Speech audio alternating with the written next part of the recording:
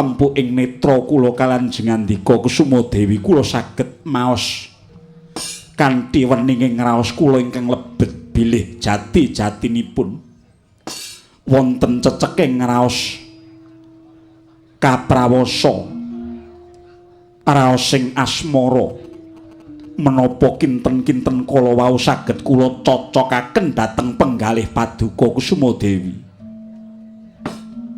nyang lunging gadung malengkung lir kawersan pindha keswalukar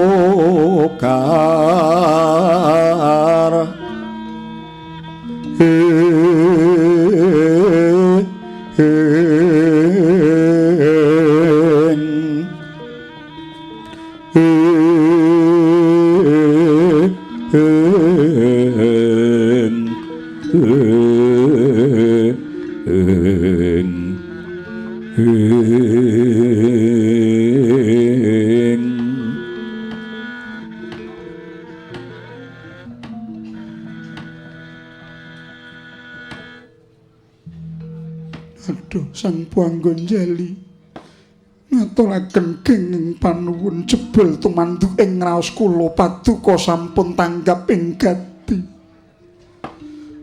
Ih persajan kewala najan to kula mijil wanita nanging ciptaning manah kula tan berbeda. Namung kewala menawi setunggaling wanudya mekaten winates ing angger-angger miwah lampahing tata krami. Ingkang parikedah kula mboten saged anglairaken pangunek-uneking batos asmara. Mila saking menika mboten kok nama kula matur ngayawara bilih wonten keparenging penggalih Paduka. Kula badhe suwita wonten ing ngarsa Paduka kadadosna rencanging sugeng Paduka ing marcapada ngantos tumuging delahan.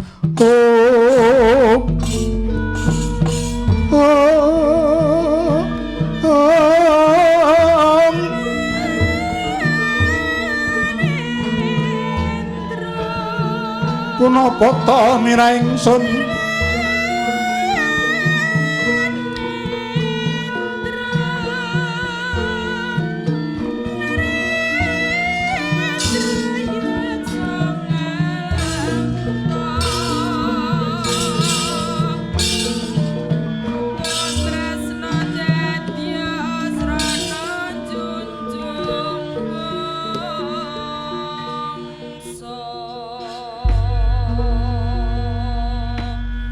menapa menika lair tumusing batos kula sampun matur mboten badhe mindha damel panganane mboten enten ora sliwat-sliwet minggat to ora enek ya wis ora butuh unjukane tesih dangu malah beneran sing suwe-suwe wae yen perlu aja mbok umupke nganti sesuk biar padhang menapa tuhunipun jejering katresnan mekaten inggih ceceke ngraos urup jiwa luhur ingkang linambaran lila lila miwah legawa menika setunggiling pambegan ingkang sae krana dados praboting manah ingkang suci semanten ugi Paduka ginindakaken lila tetulung dhateng kasangsayanipun tiyang sepuh kula mila weweh ingkang dipun kanteni lila tanpa pamrih Paduka kedah dipun aji-aji senajan to Paduka mboten kepengin dipun aji-aji ingkang saged nindakaken mekaten kala wau namung golonganing Brahmana kalebet Paduka Sang Anggon Jali tetulung ingkang tanpa pamrih lan suprih margi pandhita mekaten namung angkah nipisaken dhateng babagan kadonyan ingkang kaesti namung sampurnaning alam langgeng Sang Puanggon Jali. Inggih menawi tetela mekaten Mbok inggih mboten basa kemawon. Menapa kula jabel? Mbok mboten basa lho, ketoke kok piye ngono nek basa. Iya ya wong ayu, mekes karaning pun Kakang. Ken saka ora nyono ora ngira lamun tumibakoning Bani Israil jebul ketemu kelawan jantung atiku. Pantes lamun to sira dadi wadahing wijining Bathara Anggonjali. Wela dalah.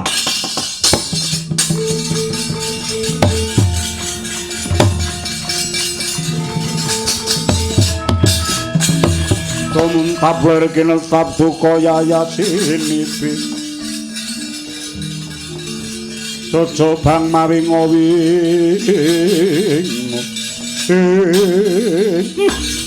Drohon Simono. Ken saka? Romo Batu. Sampun paring duka lakon dadi kon ngancani jagongan. Glendang-glendeng tipaning padha malah kaya ngono kuwi to. Kula nyuwun pangapunten. Sang Prabu Sak. Wah, wis ora gen lah. Kowe diarep-arep supaya besok dadi kusuma, dadi ibu kang utama.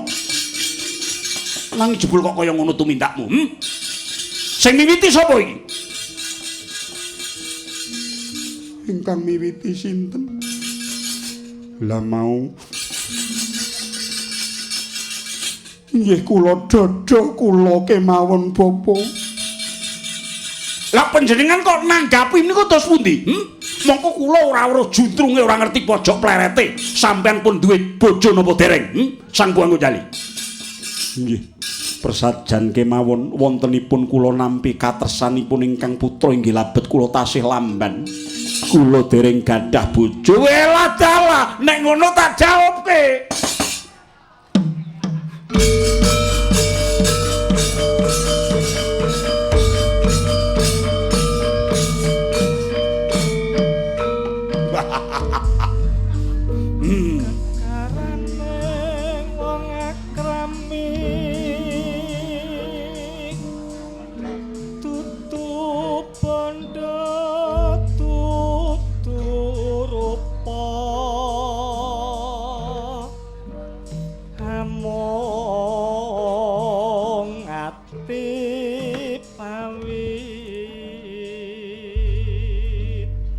Bingung mesti sampean. Menika lampan kados pundi? Kula pun nginjen wit wau. Kula pun ngerti wiwit ndek mau nika yen pancen kula karepe sampean kula ampirke teng negara Bani Israil niku men ketemu kali anak kula wedok mergo niki dilamar pinten-pinten wong nom sing bagus-bagus, wong sugih sodakar nangkoda sing duwe prau pinten-pinten ewu kemawon dipuntulak. Nyatanipun ingkang putra ayu warnanipun kenging menapa lajeng boten tumunten dipun jatuh kramakaken.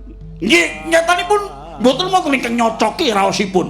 Lah rene nyatanipun jebul rawuhipun Sang Hyang Jali menika wonten tanda-tanda raos katresnan dhateng yoga kula semanten ugi yoga kula ingkang anak miwiti ndawaken raos tresna dhateng Paduka mila yektinipun keplok niku mboten mung tangan salomba nanging keplok tangan loro.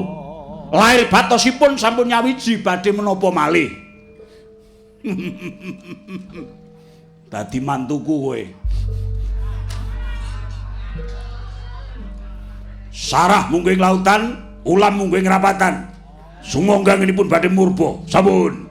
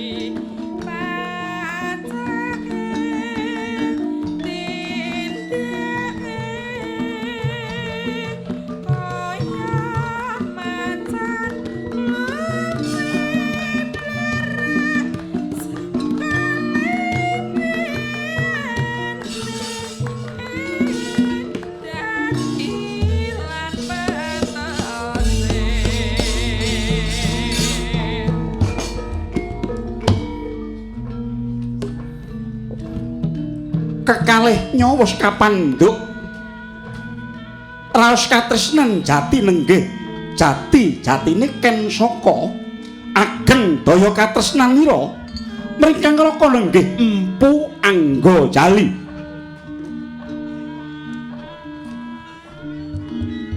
Sinawat kang asta manjing papreman candrane kaya bremara kang arsa ngisep sari bawane kembange isih kudhup marma kekejer sang kumbang denira ngupaya dununging sari dupe wis permana sang kumbang sigra denisep kang sekar sarine kongsi tapis antuk maduning asmara gama marem antuk jatining pemarem kawusa ucap lumareking kang wanci dina miwah mundhak sasi saya bingah enggalih labet risangken saka wis daten Hanggarap Sari ngandhut pasyaning Wang Maha Agung lumantar sang Empu Anggajali ya Bathara Anggajali dadi suka marwata sutaning manah.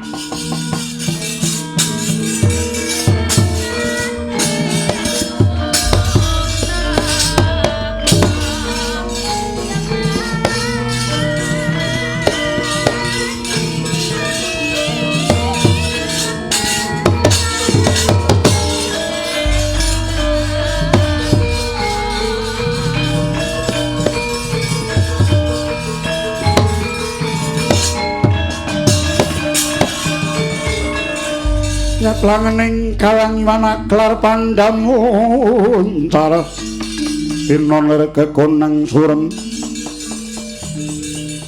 sorotetan padang kasolan pajarite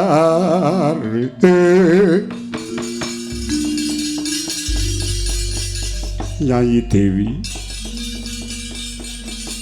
Dewi yektine mundhak dina mundhak sasi saya bungah rasanipun Kakang Wong Ayu ana tandha-tandha sira Wong Ayu ngandhut pasyaning Hyang Agung nggih semanten ugi kula namung minta dhateng panguwasaning Hyang Agung mugi-mugi benjang babaring wiji paduka dadosa mustikaning titah.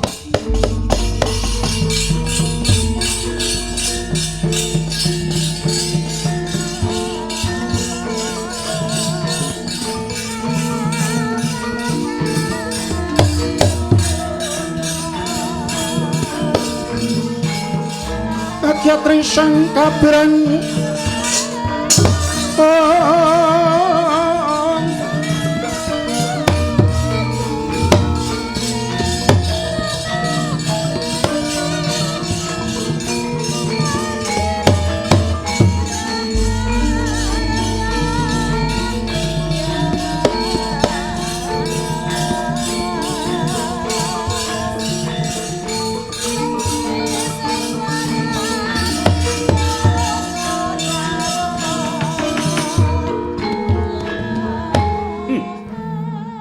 mantu kula nggih, mantu kula ingkang dat kula tresnani. Nuwun wonten pangendika ngadhawuh Sang Prabu. Wah, kula rumas bingah, kula rumas bombong. Sampun to? Mboten namung nyambung nyawa kula ngantos gesang sugeng apalipurna ingkang samangke nanging nyatanipun kawimbuh dinten mangke yoga kula ingkang sampun ngandhut wiji paduka. Nggih. Semanten ugi kula rumaos bingah namung kemawon Sang Prabu cundhuk kalian atur kula ngajeng rumiyin bilih anggen kula pandhe damel wonten tengahing seganten dereng purna. Lho, lajeng keparengipun kula badhe nyuwun pamit lengser saking ngarsa paduka Kanjeng Rama Mara Sepuh ciptaning manah mindhak mangke dinukan dening Bathara Guru. Kula badhe ngrampungaken pedamelan kula yasa senjata wonten tengahing samudra. Ulah dalah. Kok ngaten dos pundi? Kula pasrahaken langkung rumiyin ingkang putra Yayi Dewi Kensaka. Mugi benjang ngantos lek ing punang jabang bayi kula saged tok amenangi. Aduh, penembalan. Oh.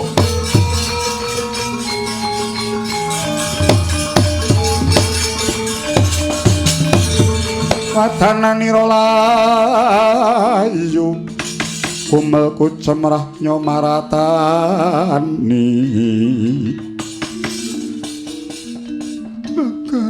Kakang kenging menapa paduka badhe negakaken wiji paduka paduka wangsul dhateng tengahing seganten lajeng anggen kula badhe sumusul paduka kados pundi menawi wonten menapa-menapa aja samar wong ayu katresnanipun kakang gedhe marang Siadi ora-orane lamun taku cidra ing janji nang kula mboten badhe saged pisah kalian paduka dasaripun kula sampun ngandhut wiji paduka wah piye iki kok ngaten udos pundi to Nggen menapa mboten dipun srantosaken ngantos wiyosing putra paduka kemawon benjang menawi ingkang putra sampun weruh padang hawa kinten kula saged nglilani jengandika Empu Anggonjali maring samudra. Kula nyuwun pangapunten ingkang agung. Yayi Dewi, kula wonten dawuh. mbok menawa kanthi makartinipun kakang iki bakal dadi srana putramu ing besok kasinungan kadigdayan kaluwihan merga saka tapane wong tuwane ingkang mapan ana tengahing samudra. Aduh. Lajeng perkawis menika kados pundi pukulan. Wis aja samalan kuwatir Sang Prabu. Tetep kula nderek titip ingkang putra kula nyuwun pamit lengser saking ngarsa paduka. Lah dalah wah piye iki?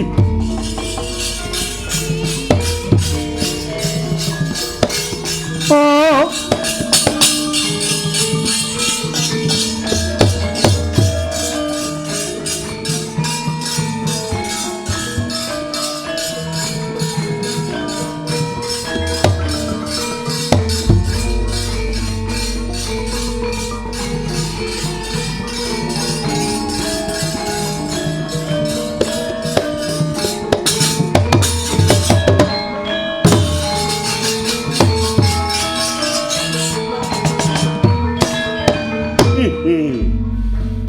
Anakku nggih, anakku wong ayu, gen saka. Lah kok dadi kaya mengkene lelakonmu, mongko putramu isih durung pojo-pojo, ana kandhutan wae lagi semono sasi. Menapa kenging kula cepeng pangandikanipun Bathara Anggonjali? Ya, muga-muga ingkang murba jagat saisine iki ngudanani apa kang dadi panyuwune bojomu lan uga panyuwunmu. Ayo Nini, lumembak nguncupake asta kunjuk marang Sang Mukta Waludya. Muga-muga ingkang sedya hayu tansah mangya rahayu wong ayu.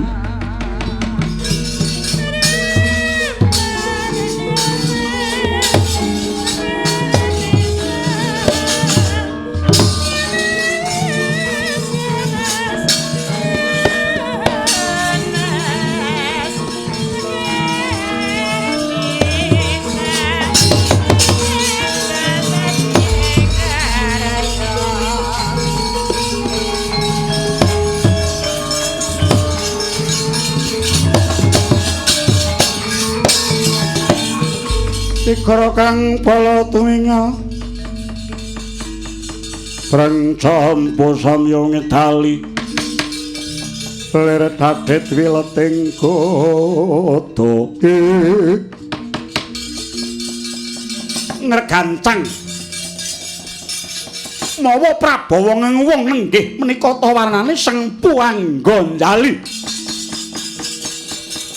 bawane wis mengker saking kedaton sigra ngeningaken kang cipta pandulune wening eling-eling dewa ingkang weneng nandhe gegaman ila datan momoka kasinungan daya luweh ingkang ngedap-edapi sakedheping tingal wus slap ical lumaku nginggiling banyu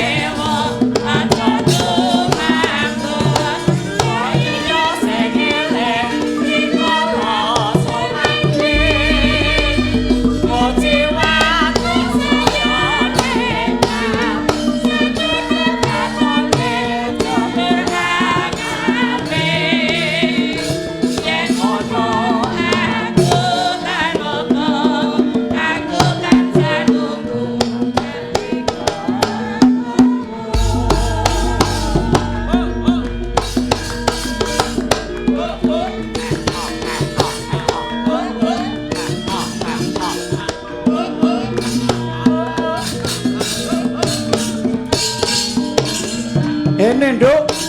Ayo yuk.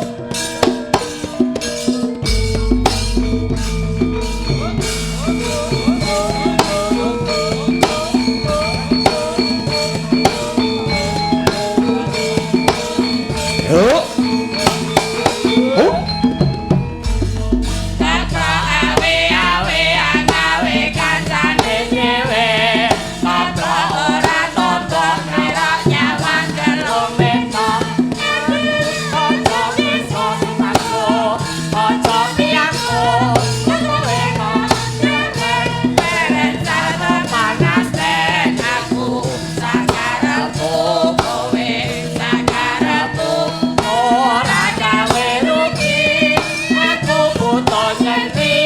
Nah, coba satu, coba satu. Ingin ngonin no. Ayo yuk.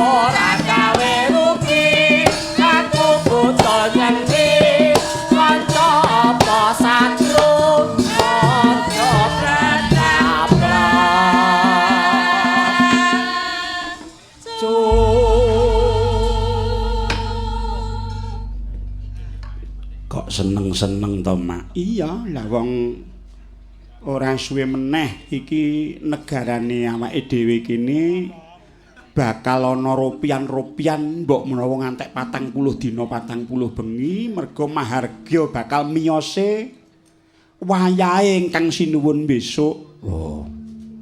Wayahe Sang Prabu Sargil kuwi.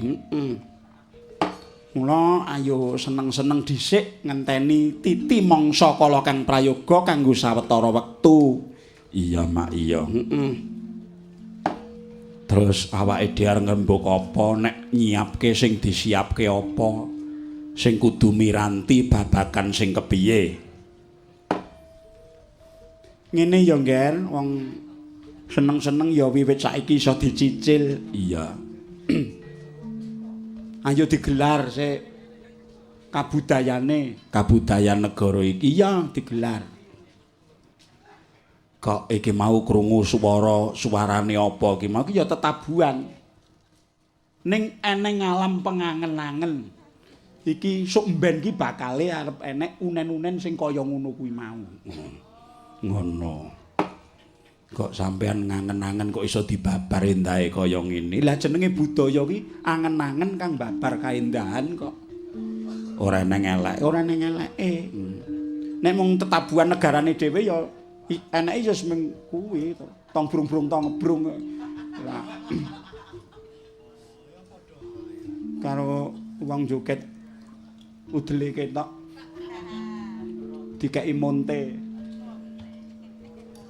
Tenang duntar ngono kuwi. Iya. Lah iki rada tak imbui nganggo tabuhan-tabuhan cara liya. Iya. Mula sing nabuh dadi akeh. Iya. Iki sok mbok menawa ingkang sinuwun Sang Prabu keperanan penggalihe dadi Sang Bagenda keperanan penggalihe mbok menawa kanggo gawe titi mangsa lairing punang jabang bayi sok mben. Iya. Wah, bungah ya, Mak. Ayo ngangen-angen meneh. Ngangen-angen apa? Awake dhewe iki kaya mlebu ana alam sing awake dhewe urung tau ngrasakake alam kuwi. Jroning alam kono ana pepanggungan dhuwur ingkang ana diyane padhang ingkang ana kang padha lungguh. Kencar-kencar sumilak ana tontonane. Wah, tontonane apa maneka warna, Nduk? Ya nek ngono aku tak melu ngungak kaya ngapa.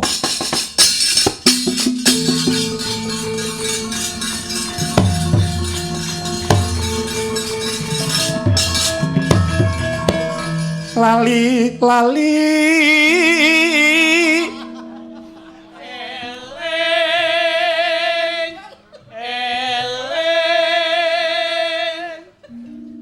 rungokno iki nek menurut kowe swara apa iki engko sing harmoni iki engko suarane wong wedok iya ndelok swara apa iki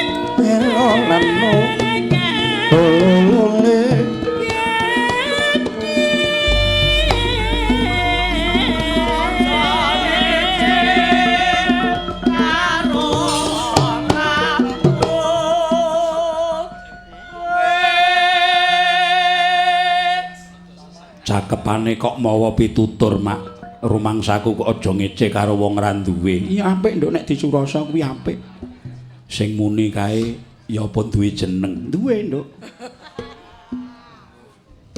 kae jenenge apa kae jenenge Pesinden utawa Waranggana oh terus jenenge wong Ibu Suyatmi oh daleme ngendi boh ora roh urung enek iya ya wis men isih urung dijenengke iya bareng kowe esuk dhisik kowe Dek malah pat malah wangsulan yo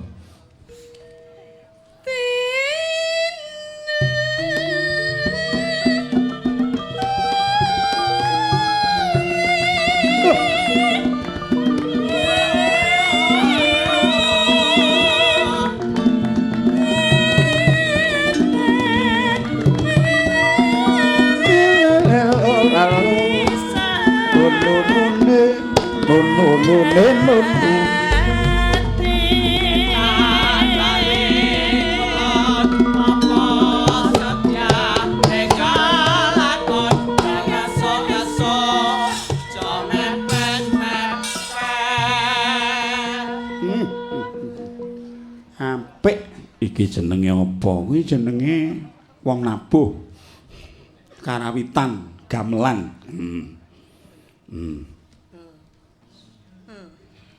ganti sapa ketoke enek sing tulisane iki uul ngono kan uul enek kok tulisane muni uul sing endi nek ora kleru nek disawang kok kene nomor 3 kok kene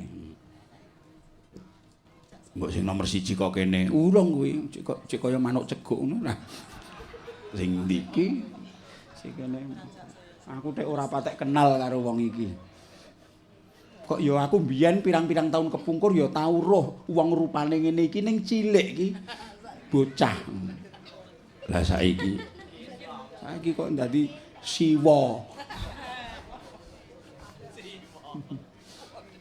ya ul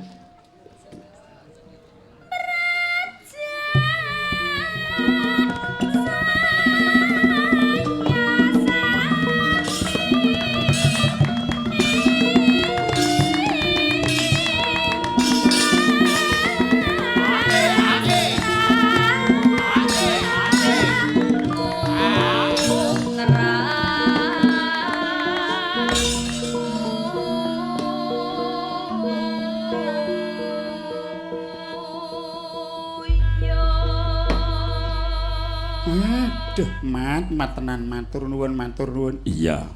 Iki jebul papane rame-rame iki mau nen-unen sing kaya ngono jebul. Ana piyayi sing kagungan kersa no. Sapa mak panjenengane Pak Pak kami tuwa Pak Haji. Ya. Iki kagungan kersa apa meneh? Sawetara taun kepungkur aku ya tau ngumbara nglambrang ana ning alam iki. Iya. Tahu sowan ana kene iki mbiyen nek ora kleru tasku keri mbiyen. Iya. Aku pas lara mbiyen. Aku tau mlebu ning wewengkon iki. Lah terus iki kepindhon meneh iki kagungan kersa ngomah-omahake putra. Iya. Pengantene mau wis dijupuk gambare bareng-bareng. Iya ya, muga-muga dadi jodoh sing tenan. Mergo nek sing jeneng jodoh kuwi raga loro manunggal lair batin. Nek wong-wong sing temumpang ana ing panggung sing didelok awake dhewe iki duwe etungan. Etungane apa? Nek wong omah-omah kuwi dadi jodoh padu pegat bejo. Gunem tunggak semi bumi kapetak lebu katiuping angin tegese. Etunge wong omah-omah kuwi nek tiba dadi nggone bebrayan ninggal-inggal pinaringan momongan diparingi anak. Nek jodoh ya sing tak kandhake mau dadi siji. Nek padu gembyeng kempyung ora ana tentreme. Nek tibane padu, nek tiba pegat disranane ngentekne menyan upamane nek kon dadi kangelan kuwi tiba pegat, nek tiba bejo samu barang sarwa matuk obah mamah menggok ngemplok. Wong ki nek tiba kebeneran arep lunga ngono wae mesti diampirke wong jak kondangan. Kuwi wong nek tiba bejo, iya. Nek tiba gunem, paribasan mlaku wis jinjit-jinjit ngati-ati, isik mesa dicatur wong dirasani tangga teparo. Nek tiba tunggak semi, rezekine ajeg bumi kapetak, nyambuta gawe nganti pedhot gegere nek kon sugih kangelan.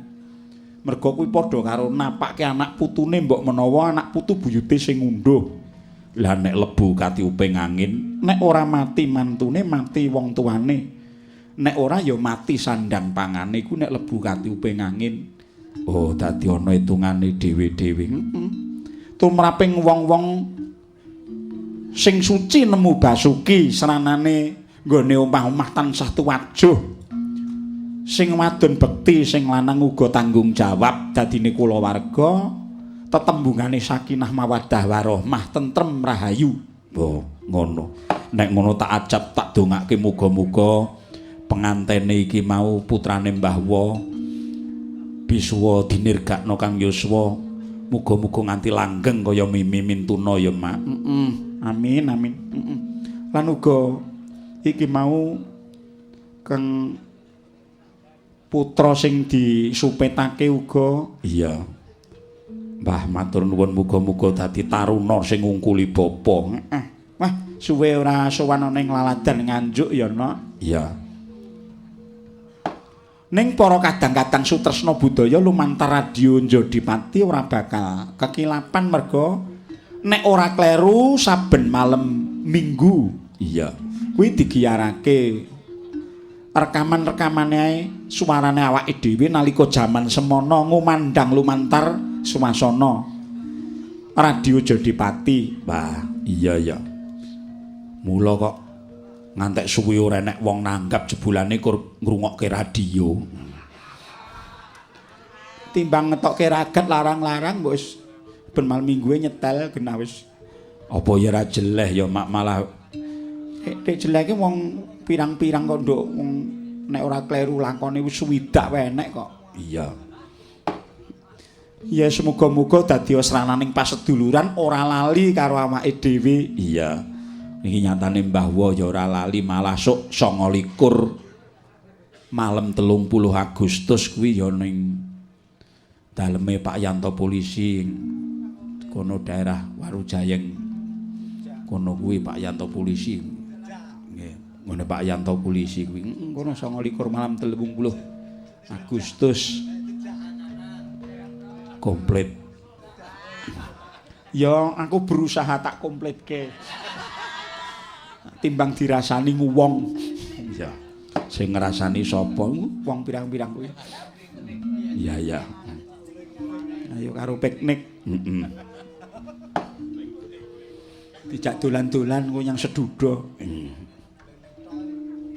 Mulih ben ora usah bayari. Ya. Matur nuwun lan iki brungkat kimpul komplit iki. Gamelan sak piranti wayang saka Laladan Kulon, iya saka ngomah digawa kabeh. Adate pirantine Jodipati. Mbah kono ijik ora kae. Ijik oh. Ya syukur. Pak Arya Bima kita ya lagi manekung iya. Sok mben nek wis bar manekung lak ya terus olah budaya meneh. Ning ora dadi ngopo panjenengan Pak Arya Bima lagi manekung ning nyatane lumantar Mas Doni lan sekabat-sekabat kru ing Jodipati nyatane bengi iki isih kepareng nggiarake swara iya.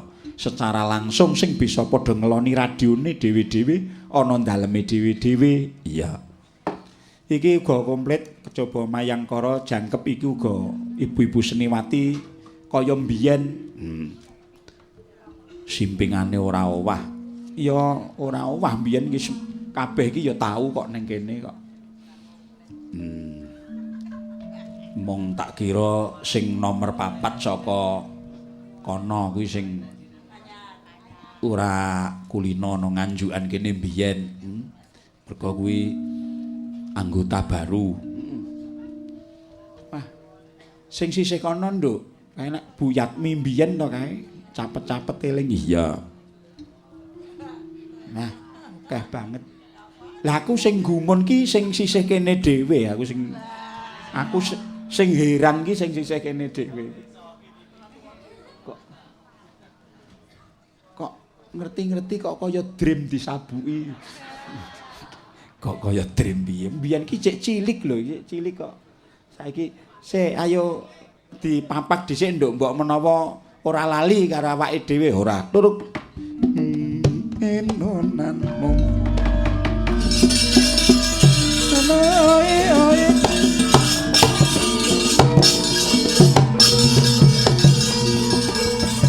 Tok.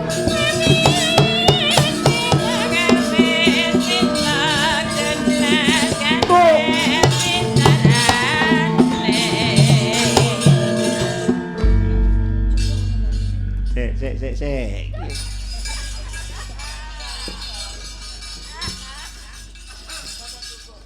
Selamat malam. Selamat malam. Waduh. Dek kaya Bupatmi sithik.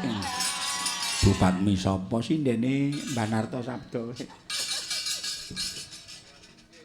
Apa kowe to, Ga? Nggih. Oh, Mega mbiyen to? Nggih. Febriani Mega Saputri. Terasa. Aduh, ya ampun, Ger. Suwe ra temu kok saya ireng, Nduk. Saya ireng. Oh, pancene nggih wong desa. Oh, ngono. Ora apa-apa, wo, irenge sepur. Akeh sing ngenteni ngono ya. Ger, ya. Nggih. Aduh, wah saiki wis gedhe tenan. Mblegendung saiki. Waduh, Ger, ngantek biluk-biluk awake. Kok wis renek bedane to kok Mega karo Bu Yatmi.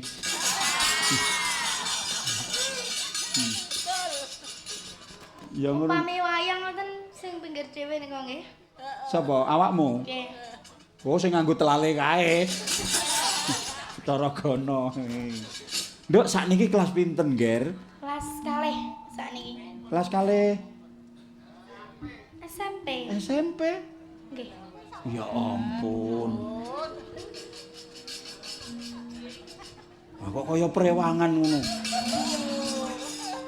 SMP kok sakmono, Ger, wah. Gedhe ngono muarem. Nggih, nang ya. Apa? Enten lho sing langkung gedhe ngoten. Endi? Nggih, teng mriku. Mboten kula beda ngriki.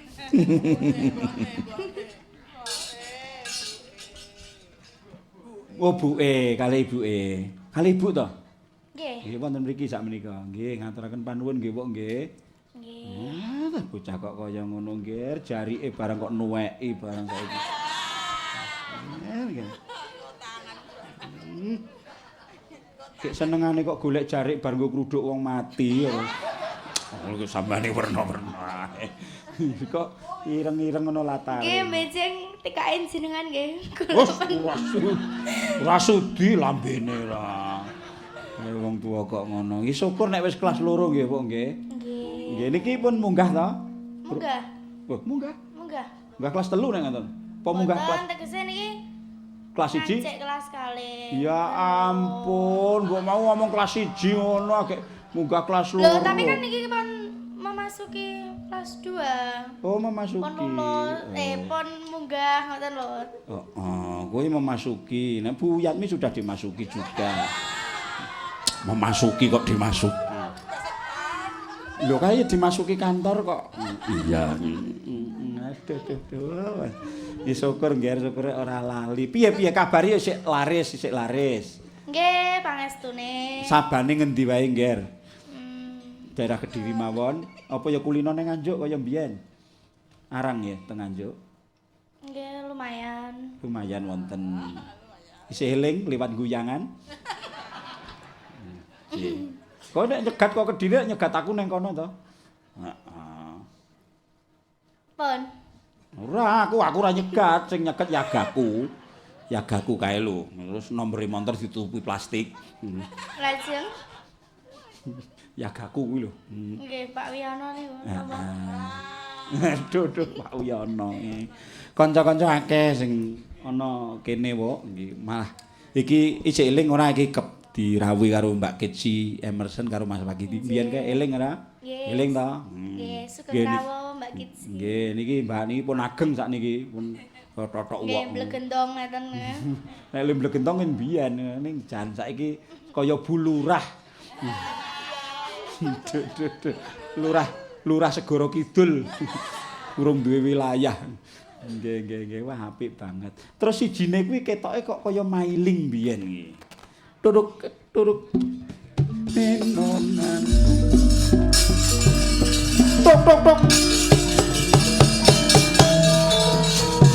Tok. Mailing. Nggih. Wah, sinden China. Wah, sinden Cina. Aduh. Nek iki kok ya tambah tuwek to ling kowe. Siklus. Heeh, weh, anggere surung dadi singkek. Napa, Pak? Singkek. Singkek napa? Cina tuwek. Mailing, Dalam. bagaimana kabarnya? Alhamdulillah. Katanya saya, kuliah. Nggih. Semester berapa? 7. Oh, 7. Nah, sudah hampir sampai tujuan. Insyaallah. Jurusan apa, Pak? Bahasa Inggris dan budaya. Wah, hebat bahasa Inggris dan budaya. Elok Inggris lho. Engko nek ora iso guneman bahasa Inggris tak kuampleng. Bisa ya jurusan bahasa Inggris kok. Adik-adik. Ingin menjadi guru. Napa? Ingin menjadi guru. Dalam? Ingin menjadi guru dosen. Ndak. Kayak saged. Nek ra iso masak kletek tebu. Mboten. Apa? Sebisa-bisa mungkin bagaimana caranya ikut melestarikan kebudayaan. Itu yang hebat. Bagus gitu dong. Wah, Jan. Mailing jejer karo Mega. Wah, Jan. Putih karo ireng. Ampun ngaten lho, Pak.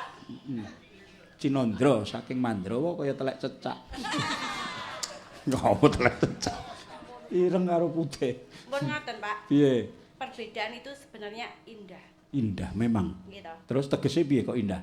Senadyan Dek Mega kulitnya hitam, Heeh. kula rodok padang. Dek Uul ngoten.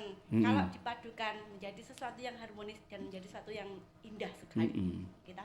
Iya, kuwi nek beda pak beda mbok ya. Lajem. Lah terus nek padane mbok ireng ngene iki terus pake putih upamane. Blontang. Ya ora mesti. Ora mesti blontang wong panunen ora. Ya namanya budaya. Nek piyayi Nganjuk wis saantirone genah cetha wong budaya kabeh ya Ling ya. Wiwit jaman semono kae awake dhewe ora lali karo katresnane piyayi-piyayi Nganjuk ya. Salut sangat kula. Luar biasa. Iki mula iki para kadang-kadang lenggah Pak Kardi, Pak Yanto Polisi, Wilujeng dalu bapak-bapak ibu-ibu. Pak Jelideng, terus Pak Jaya Sabin, Pak Jaya Basuki. Wah, oke banget. Kok ya isih apal sampean. Non. Apal piyayene kono kabeh lho. Apal aku jek. Mbah. Nek ya ana sing lali nggih, ora apa-apa. Santai wae, Pak. Iki Mbak Uul sing nomor 3 saka kene, kae Mbak Uul. Asale saka Galek. Iki putrane Suwargi Pak Sali. Sali iki tegese asale saka Galek. Oh, werna-werna wae. Nggih, wah, kembali kepada Mega sik. Kaya ngapain lho, cekelen wae. Waduh, ngemut apa iki terus diguang. Sinden kok ngampo. Sinden kok ngampo kuwi, ngerti ngampo ora? Ngampoin apa? Lah, mangani lemah ngampo. Mboten mudeng. Nah, ra mudeng to nek saiki. Wong biyen ngerti ngampo. Ngampo lempung kuwi lho. Lempung iki dipangan kuwi enak. Dienggo kramas barang nek wong biyen. Rasane pripun niku? Ya gaglaken dhewe. Malah takon. Ngoten niku nggih, kedhe nggih nyontoni. Ora nyontoni kuwi jaman biyen. Biyen ki apa to sing ora dipangan? Sente gatele kono dipangan, bonggol gedang iki dipangan kok. Nah, jaman saiki kuwi wonge ning nggon pasamuan ngene iki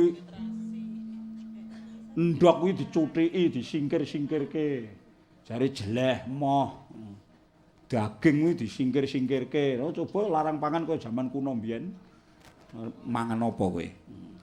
Mega? Semoga menjadi murid yang baik, berprestasi. Amin. Kaya Mbak Uul tirunen. Najan nek bengi nyinden, ning nek awan dadi mahasiswi yang luar biasa. Wi lulus menjadi lulusan terbaik saka sekolah menengah karawitan. Ya toh?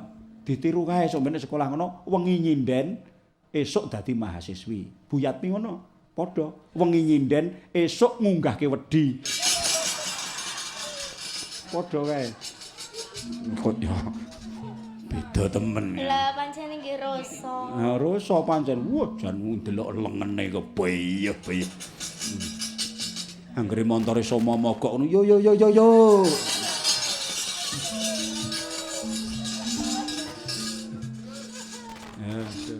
Mega, aku kepengin suaramu kaya mbiyen apa ora? Nah. Iki ya ana layange barang sing paring dawuh iki saking dalem Pak Tarham sekeluarga. Iki keluargane Mbah Wo iki nggih. Kagem Mbak Cange, Mbak Limbo sesarengan saat menika dalem nyuwun gending nggih. Menawi bawa situasi nggih saged langgam setya tuhu nggih.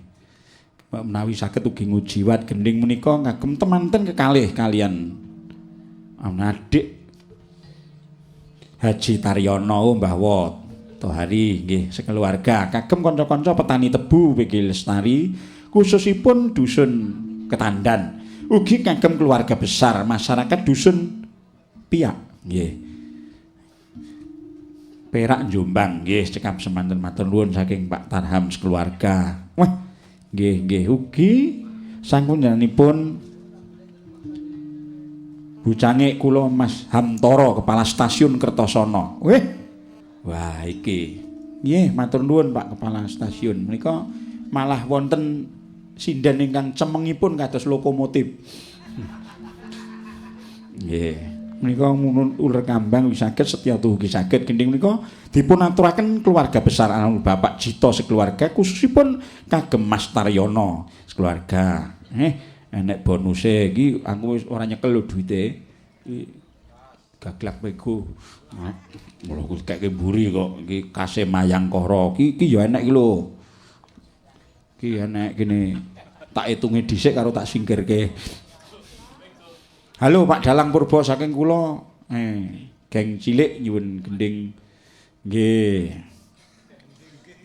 Apa iki angel men kucing apa iki? Kalih gending.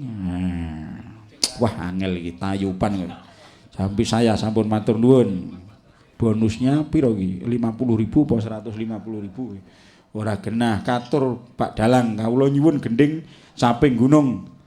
mawi parikan. Gending menika kalau kintunaken ibunipun lare-lare wonten dalem. Ngujung gondang Bu Sutipah. Nggih. Mangke gara-garanipun nyuwun gending kudut manggung. Wah, isih diancam meneh engko nek gara-gara. Njaluk kok loro nggih. Assalamualaikum saking kula Bapak Joni, juragan kopi bubuk Bagor Wetan Sukomoro. Nih, bonus kalau tidak salah 50.000 dibayar lunas. Mas kawin wae. Yo, Mega. Halo. Slendro ya. Oke. Ayo, apa kamu? Napa niki? Lah sing iki mau mbok pilih sing ndi? Sing Caping Gunung apa Kelinci Ucul apa Setyo Tuhu? Rene Slendro Caping Gunung mawon. Oh, Caping Gunung mawon nggih. Oke, Nak. Nggih, enak. Tiningane, Mbah. Waduh, duh. Wis saiki wis Mbah Buyut. Gendong, Mbah. Saiki njaluk gendong kepruk. Ayo, cek kaya ngopo nere? Cek kaya biyen ora? Apa wis malih ora kok? Bocah kok irunge karo bathuke kok padha. Cukup piye sampean iki? Ayo manis ngono lho, Nduk mah. Irunge ilang. Ora ilang ning manis ngono lho. Ayo. Saben bengi nyawang konang.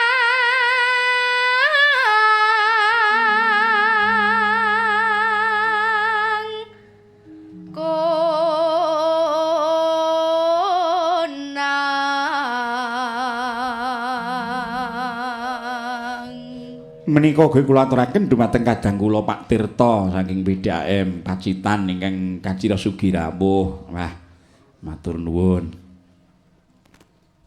Niki upami kula nyuwun bareng Apa? nyuwun dijengglengke nggih. Oh, ya ini jengleng. Oke. Waduh, ndek ben cek cilik ora duwe penjaluk bareng wis semono saiki mbok dijenggleng. Wow. Nggih kersane gayem. Iya, wis rono wis. Wis rono ngadeg kok sisan wis. Ayo. Napa niki? Oh, entuk wae cah cilike kok. Terus ngopo. mlek gendong. Ora masalah, coba yuyatmi sing ngadeg kok tak jengkangke. Nggih jane malah ngenten iki no kula kalih Bu Yatmi ngoten Waduh. dados imbang. Ngopo lho kalau Mangke lek mung kula tok mangke panggunge nganu miring ngoten. Dados lek kula teng mriki Bu Yatmi teng mriko mangke imbang. opo imbang opo? Aku buyat ngadeg neng kono, awakmu ngadeg neng kene, tetep miring rono. Yo. Yo ga. Nah, iya ke lu dikongkon didhawuhi kok ora mangkat ngono. Masa pekewo jare roh kaya ngopo? Turuk kok durung neng drudang tintak drudang tintak. Tok tak tok tok. Oh. Ayo, piye. Ayo, piye. Napa niki? Pun mesam-mesem Kowe ngoten. nek njot dadi kaya boyong. Wong kok kaya boyong. Nek duwa men to gawakmu saiki ga. Bapak pripun? Lu bareng ngadeng kok iso mak teloler. Malar. Gedhe tenan ngger kelas 1 SMP kok semono ki piye kuwi. Lah kok nek among tamu ngono wis wangun ki. Kanjeng Mami. Among tamu terus lanange sapa? Pak Randima. Wangun sing bonang penerus kae wangun. Yo. Wah, jan iki ketok nganggo dibelek bareng klambimu dibelek mburi kok ngawet ora patek dawa ngono. Nek penyanyi-penyanyi iki ora ngantek dawa klangsah ngono iku kok ngawet. Oh, mboten napa-napa. Berbeda ngoten. Oh, berbeda. Memang harus begitu. Ayo, oke. Wah, dadak nganggo kotang, nganggo kemben bareng. Ngeres. Sing mbok kemben iki apa? Lah napa? Lah wong gur bandang kok ngisor kan dhuwur kok Yo. bablas. Bilung-bilung ngono kok dadi kembeni. Jan, Heeh, ora apa-apa. suwi ndak petok malah remuk ngeten iki. Saya samar ini. Yen memajang Oke. among karo janur kuning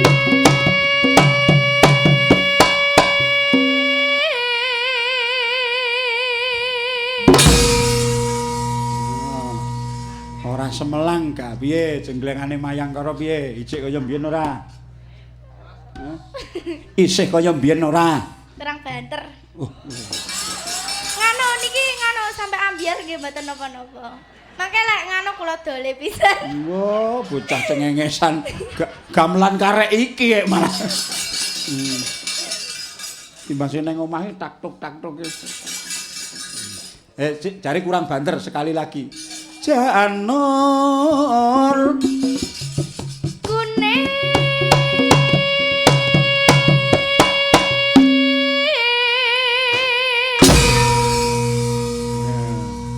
ngono kok jare kurang banter apa kendange ngaten ndiri tanduk getak tak. Kendang sing apik ki ya ngono kuwi suarane njuh malih. Ya. kembang wae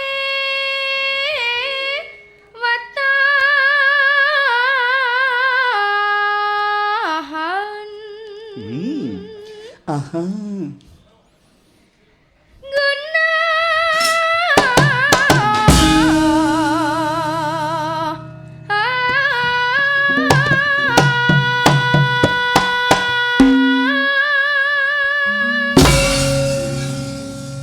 Wah.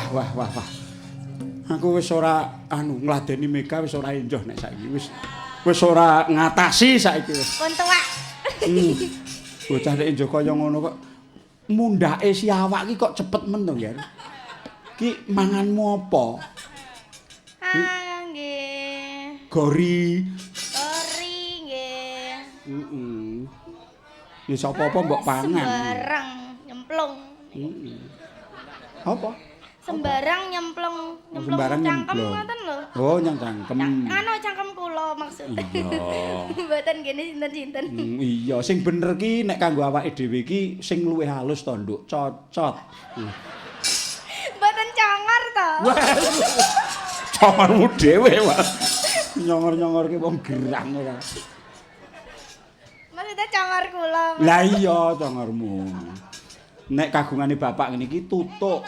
Ya, berarti tutuk. Lho ngandel ora, Ga? Dalem. Kowe mongko buyat niki urung ngadeg lho. Iki wis jengkang rono. Panggunge wis miring, glo. Kowe ukuran banyunen di banyu nganggo selang kaya tukang elak miring rono. Mergo pancen kono mengandung banyu. Enjo mak piyok ngono. Dan ayo Ga, terus.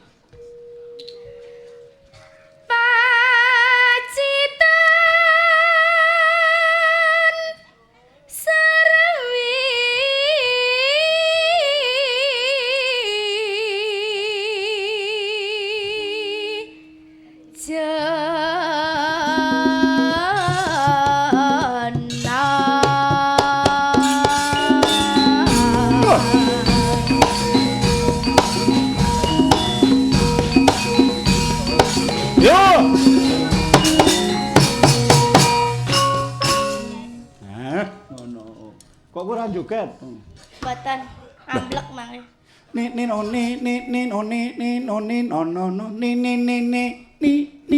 no ngono ki piye? Lek joget piye? Mboten. Diwarai karo Mboten. nanonane si tangane ngene, ya ta? Nggih. Ni ngono. Lha niku kok saged ndang-ndang ngoten. Iso niki penjalin mripate nyeke. Akale malah dikandhake. Lah setunggale kok mboten saged. Ora iso iki sungu. Sijine penjalin, menengo cangkeme nek wong golek dhuwit kok ngolah.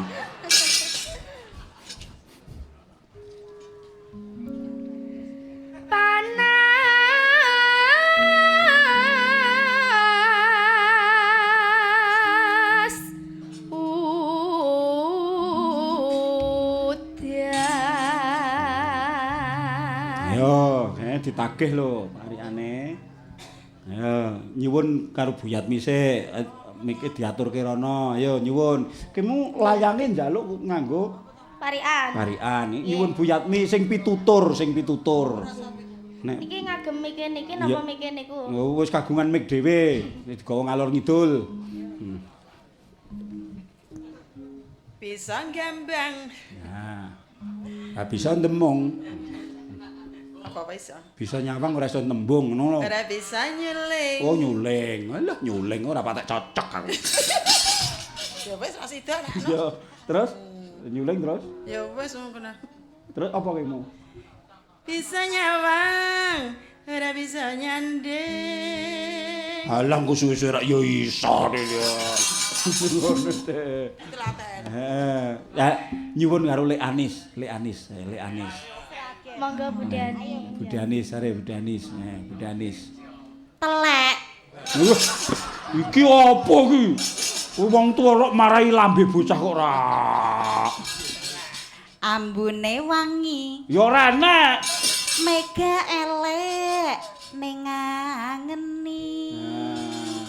Diterima tidak? Terima mawon. Kula niku sabar kok sakniki. Oh. Nah, nek mboten sabar mari tambah lebar. Loh. Piye balenono? Anu mangke nek mboten sabar, kula niku tambah lebar ngoten awake. Lah Buyat niki ora sabare kok ya lebar. Piye kok iso iki kok pituture mega kok apik men to yo iki. Kok nek sabar tambah lebar. Mboten. Akeh kuwi. Nek mboten sabar, Bar. mangke ndak tambah lebar. Oh, nek ora Ngoten lho. sabar. Makane kula niku sabar kok sakniki pun mboten pengen lebar malih, pun pengen nyelot ciut, pengen nyelot cilik ngoten lho.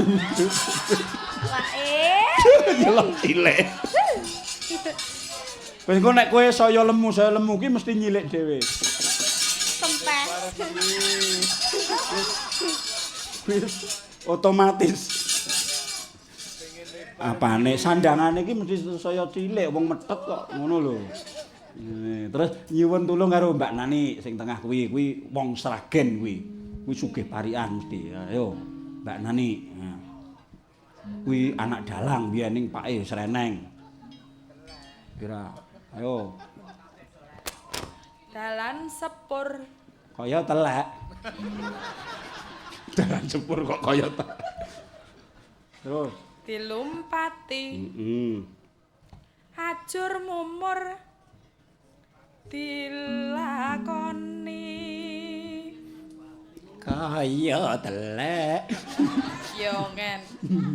Oh, karepe ya gruyongen kek. Ga nyuwun tulung nolih rene dhisik karo Mbak Uul. Mbak Ul. Sing nomor loro king Mbak mriki. Ul. Nggih. Saking Trenggalek niku tanggane sampean. Kowe aslimu mbahmu ya Galek to? Nggih. Ngendi? Kampak Munjungan. Munjungan. Nggih, desa Saiso. Saiso. Lho ngarani kowe wong kutha sapa?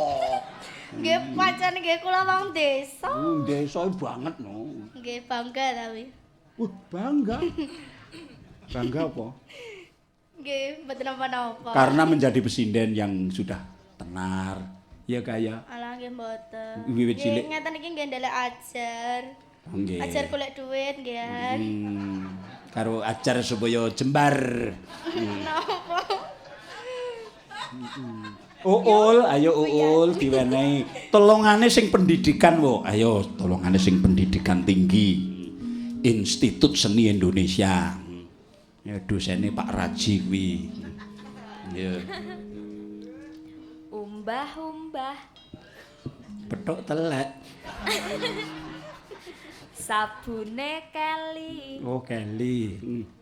Ayo ngibadah nggo sangu mati. apik ka. Diterima? Diterima. Nggih. Mailing wo, mailing. Nggih. Amin. Nggih. Monggo Mbak Ling-ling. Monggo Mbak Ling-ling. Ayo Ling. Warana Ling, ayo Warana, anakmu Mega. Adine kok anake. Udan-udan. Kepleset telek. Kok ket mau kok to. Anis ki marai ora teges ae. Terus? Kamulan sarung. Terus? Anget. Wah. Tak kira arep amin, ngono anget. Oh, cah trondolo iki. Mulan sarung. Oh, apa awakmu tau nglakoni kok ngono ki? Nggih. Heeh. Terus sarunge sing wis ngepir-ngepir kae ya. Terus nek bangun esuk terus dipancal muni mak rotok ngono kae. Heeh. Kaya wong tani kae. Heeh. Neh, apa? Ling, satu lagi. Nggih. Apa? Tuku gula